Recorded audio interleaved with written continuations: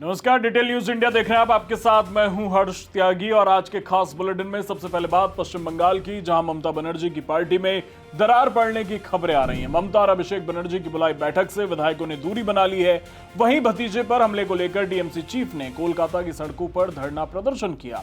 आगे खबरों में बात करेंगे केरलम में वंदे मातरम पर मचे सियासी गदर की, जहां शशि थरूर के बयान से घमासान मच गया है और बीजेपी ने इसे मुस्लिम लीग से जोड़कर हमला बोला है। वहीं छत्तीसगढ़ में ईडी ने एक बड़ी कार्रवाई करते हुए 200 करोड़ की संपत्तियां कुर्क कर ली हैं। भ्रष्टाचार के खिलाफ जंग के बीच सीएम योगी ने गौ माता को लेकर चल रहे नैरेटिव को अपने तीखे तेवरों से चकनाचूर कर दिया।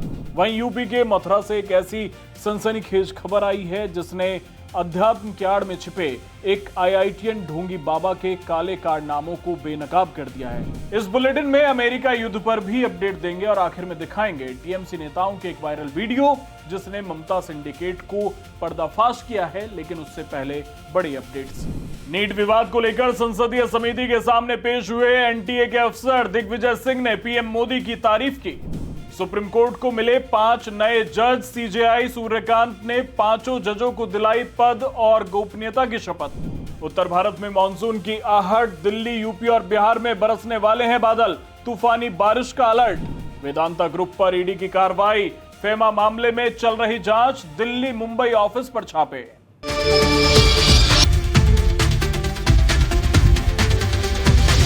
आज की सबसे बड़ी खबर बंगाल से है। चुनाव में करारी हार के बाद एक एक करके टीएमसी के पत्ते झड़ते जा रहे हैं। टीएमसी के 80 विधायकों में से 50 से ज्यादा विधायकों ने पार्टी से निकाले गए नेताओं से मुलाकात की। ऋतव्रत बनर्जी और संदीपान साहा दोनों वे विधायक हैं जिन पर ममता बनर्जी ने कार्रवाई की है और उन्हें बाहर का रास्ता दिखा दिया। माना जा रहा है कि बंगाल में टीएमसी के भीतर एक बड़ा तख्ता पलट होने वाला है। ममता और अभिषेक बनर्जी की बुलाई गई बैठक में केवल 20 विधायक ही शामिल हुए। कई नगर निकायों के लगभग 100 टीएमसी पार्षदों ने इस्तीफा दे दिया है। कुछ नेता खुले तौर पर पार्टी पर आरोप लगा रहे हैं कि 15 साल सत्ता में रहने के बाद टीएमसी जमीनी हकीकत से कट गई, सिंडिकेट और कटमनी की आदी हो गई और हिंसक रूप से अहंकारी हो गई। वे जवाबदेही और आत्ममंथन की मांग कर रहे हैं, जिसका ममता बनर्जी ने जिद के साथ विरोध किया है।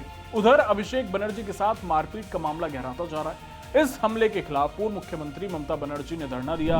कोलकाता पुलिस की इजाजत के बिना ममता बनर्जी सड़क पर विरोध प्रदर्शन कर रही हैं। इससे पहले ममता सरकार के दौरान विपक्ष के नेता के तौर पर शुभेंदु अधिकारी अलग अलग जगहों पर धरना देने के लिए पुलिस से इजाजत लेते थे। आरोप है कि उस समय ममता की पुलिस ने उन्हें इजाजत नहीं दी थी, उन्हें बार बार कोर्ट जाना पड़ा था। साथ ही आपको यह भी बता दें कि टीएमसी के कई नेता और विधायक पार्टी की इस हालत के लिए खुले तौर पर ममता बनर्जी के भतीजे अभिषेक बनर्जी को दोषी ठहरा रहे हैं। वे उन पर भ्रष्टाचार, घमंड, परिवारवाद, सीनियर नेताओं को किनारे करने और आईपैक के प्रोफेशनल्स के जरिए पार्टी को अपनी जागीर की तरह चलाने का आरोप लगा रहे हैं।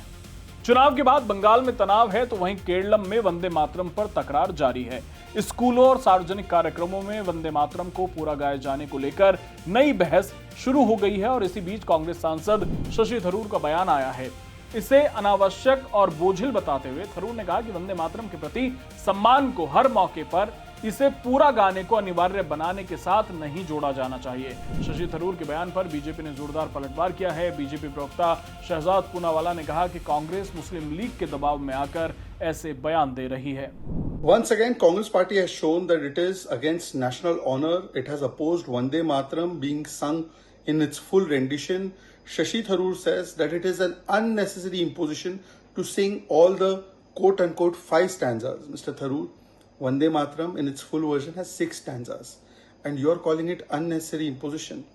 Well, this is the mindset with which Nehru cut the Vande Mataram into 2 parts. When it was 2 stanzas, that time also Congress people were opposing it. Arif Masood, and then we've seen Samajwadi Party, Abu Azmi, other leaders, they said even the 2 stanzas are not enough. Mr. Nehru did it under pressure of Jinnah. आगे खबरों में बात करते हैं छत्तीसगढ़ में शराब घोटाले को लेकर ईडी के सबसे बड़े एक्शन की। जांच एजेंसी ने 3200 करोड़ रुपए के शराब घोटाले में करीब 200 करोड़ रुपए की संपत्तियां कुर्क कर ली हैं। इनमें चल और अचल दोनों तरह की संपत्तियां शामिल हैं। ईडी का कहना है कि ये संपत्तियां घोटाले से कमाए गए पैसों से खरीदी गई थी और सबसे बड़ी कार्रवाई गोवा में हुई है, जहां एक लग्जरी रिजॉर्ट होटल वेस्टर्न को कुर्क किया गया है। इसकी कीमत करीब 110 करोड़ रुपए बताई जा रही है। इसके अलावा रायपुर के भाटा गांव इलाके में लगभग 30 करोड़ रुपए की संपत्ति और अन्य जगहों की संपत्तियां भी जब्त की गई हैं। अब तक ईडी इस मामले में 1000 करोड़ रुपए से ज्यादा की संपत्ति कुर्क कर चुकी है। उधर यूपी के सीएम योगी आदित्यनाथ ने गौ माता को लेकर चल रहे निगेटिव नैरेटिव को चकनाचूर कर दिया है। दरअसल बकरीद के दौरान गोहत्या को जायज ठहराने के लिए एक खेमा गाय को राष्ट्रीय पशु घोषित करने की मांग कर रहा है। इसको लेकर यूपी के मुख्यमंत्री ने मौलवियों और मौलानाओं पर तीखा हमला बोला। बिजनौर में एक कार्यक्रम में सीएम ने कहा कि गाय हिंदू समाज के लिए सिर्फ एक पशु नहीं बल्कि माता है और माता और पुत्र के बीच के रिश्ते को किसी सरकारी घोषणा की आवश्यकता नहीं होती। मुख्यमंत्री ने कहा कि कुछ मौलाना लगातार गाय को राष्ट्रीय पशु घोषित करने की मांग कर रहे हैं। उन्होंने कहा कि ऐसे लोगों को यह समझ लेना चाहिए कि गाय हमारे लिए पशु नहीं है, गाय हमारी माता ही है। वो कहता गौ को राष्ट्रीय पशु घोषित करो।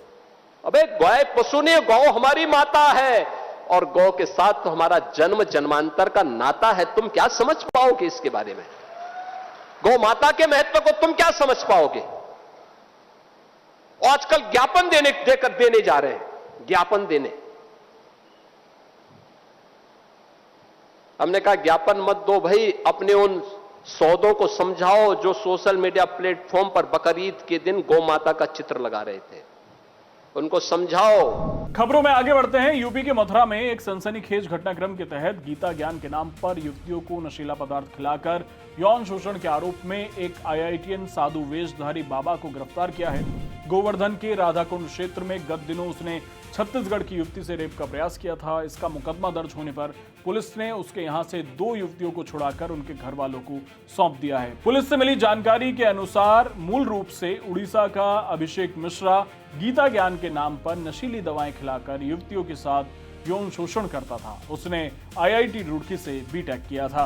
अब वक्त हो चला है इंटरनेशनल खबरों का। अमेरिका और ईरान के बीच संघर्ष विराम को लेकर जारी बातचीत के बीच दोनों देश एक दूसरे को हड़काने में कोई कोर कसर नहीं छोड़ रहे हैं। डोनाल्ड ट्रंप की धमकी के बाद अब ईरान ने एक ऐसी चेतावनी दी है जिसने वैश्विक व्यापार और ऊर्जा बाजारों की चिंता बढ़ा दी है। हॉर्मुज स्ट्रेट पर जारी नाकेबंदी के बीच अब ईरान ने संकेत दिया है कि दुनिया के सबसे अहम समुद्री मार्गों में शामिल बाबा अल मंदेब स्ट्रेट को भी बंद कर सकता है। ईरान अगर ऐसा करता है तो पहले से ही तेल गैस सप्लाई से जूझ रहे दुनिया भर के तमाम देशों के सामने ऊर्जा संकट और गहरा सकता है। दरअसल ईरान की आईआरजीसी की कुदस फोर्स के कमांडर इस्माइल कानी ने कहा है कि अगर इजराइल गजा और लेबनान में अपनी सैन्य कार्रवाई जारी रखता है तो रेजिस्टेंस एक्सिस संघर्ष का दायरा बढ़ सकता है। उन्होंने संकेत दिया कि बाबा अल मंदेब में भी वही हालात पैदा किए जा सकते हैं जो फिलहाल हॉर्मुज में देखने को मिल रहे हैं। हमने इस बुलेटिन की शुरुआत बंगाल से की थी और आखिर में बंगाल का ही वीडियो दिखाते हैं जो सोशल मीडिया पर तेजी से वायरल हो रहा है और टीएमसी की राजनीति को एक्सपोज कर रहा है। ये वीडियो पश्चिम बंगाल के कूच बिहार जिले का है।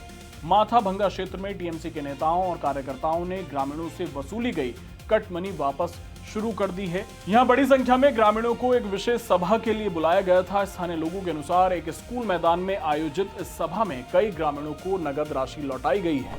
तो ये प्रभाव है वहां पर सरकार बदलने का कि जो कट मनी ली गई थी उसे वापस किया जा रहा है। आज दिन भर के बुलेटिन में बस इतना ही। बने रहिए डिटेल न्यूज इंडिया के साथ। नमस्कार।